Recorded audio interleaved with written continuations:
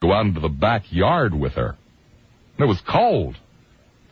But we went out into the backyard, and she explained with all sincerity that the children were too young to know about Uncle Henry and Aunt Betty, my mother and father. And she asked me if I would mind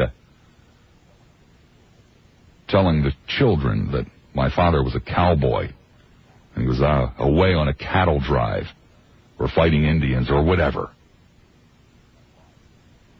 That lie lived for years. I never appreciated it, but I went along with it. After all, they did let me play with the slot car set. And the food was good, even if the gravy did look hideous.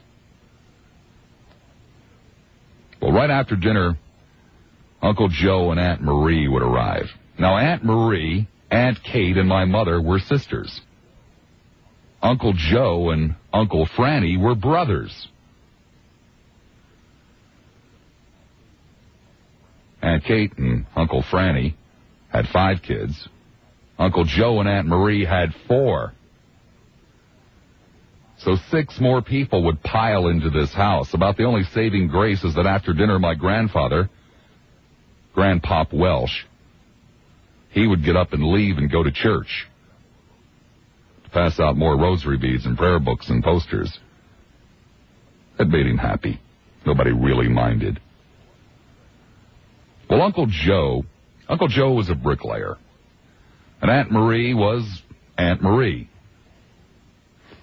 Aunt Marie was a rather loud, coarse woman, if you must know the truth. But she had a heart of gold.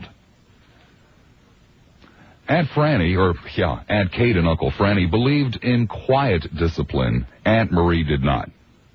Aunt Marie came in the door screaming and shouting at her children, Joey and Gary and Tommy and Patty.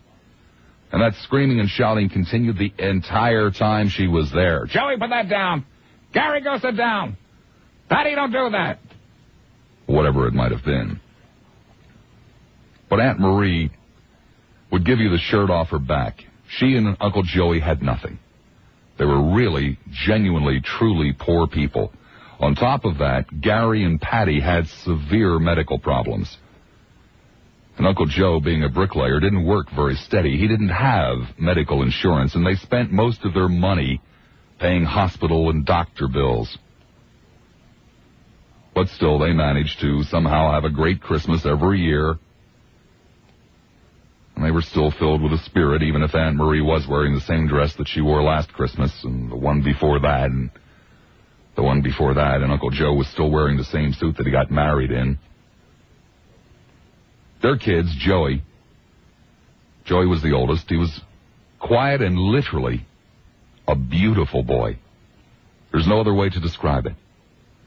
Gary, the next oldest, was what we used to refer to as slow. Gary had both physical and mental problems. Tommy, the next oldest, was loud and assertive. Took after his mother, so to speak. And Patty was the baby.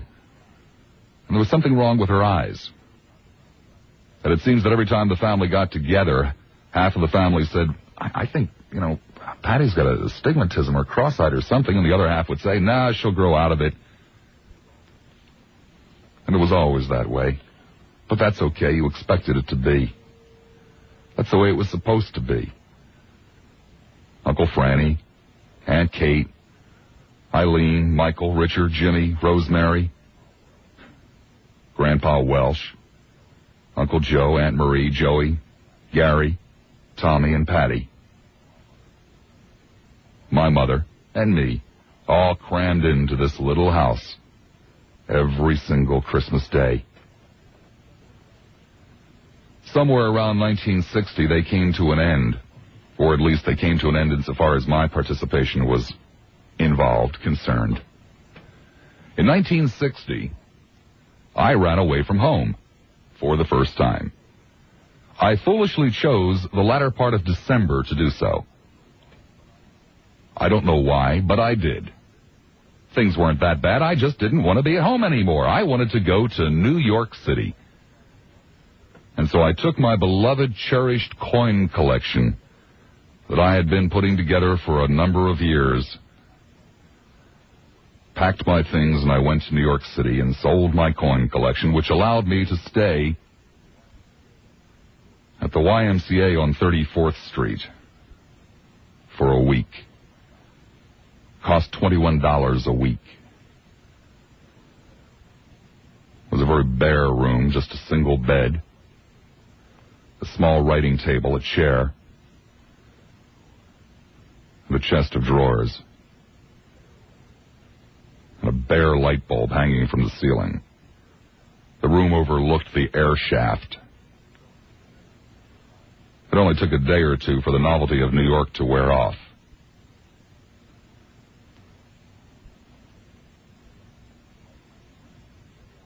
My rent ran through the day after Christmas. I didn't realize that a 15-year-old boy would have a very difficult time getting a job and paying his way in New York City before I arrived. I caught on shortly after I arrived. Christmas Eve came.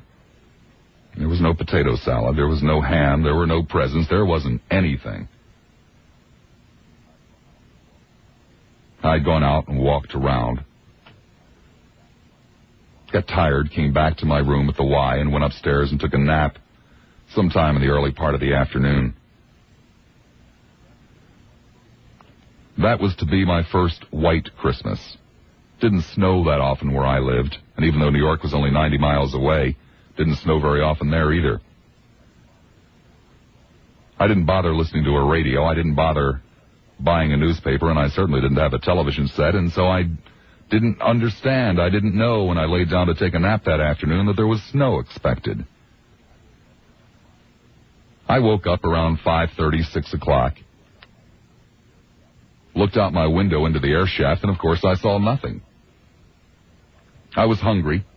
I decided I would get dressed and go down and get some hamburgers or hot dogs or whatever, because I was now almost totally out of money. I went down into the elevator, into the lobby of the YMCA, stepped outside the door into a winter wonderland. Snow in New York City on Christmas Eve. Down the street was the Manhattan Hotel, or the Hotel Manhattan. I'm not sure which now, how you pronounce it, which word comes first anyway. I don't even know if it's still there. But they had a loudspeaker. And on the loudspeaker they were playing Silver Bells. It's Christmas time in the city. And the snow was coming down. And it was snowing so hard it was laying everywhere. In the streets, on the sidewalks. And it was coming down so fast that it was still clean. And everybody was scurrying around, going home for the holidays, finishing up last-minute Christmas shopping, whatever it was. It was one of those days where you feel that everybody in the world is happy, but for you. Oh, what a grim Christmas. But I still love Silver Bells. I don't really remember that much about Christmases between 1960 and 1970. I'm sure they were all fine and dandy. I know all of the rest of them contained potato salad and ham on Christmas Eve. The next Christmas that comes to my mind is 1970. I was living and working in St. Thomas in the Virgin Islands. Was running a little radio station, my first job in radio.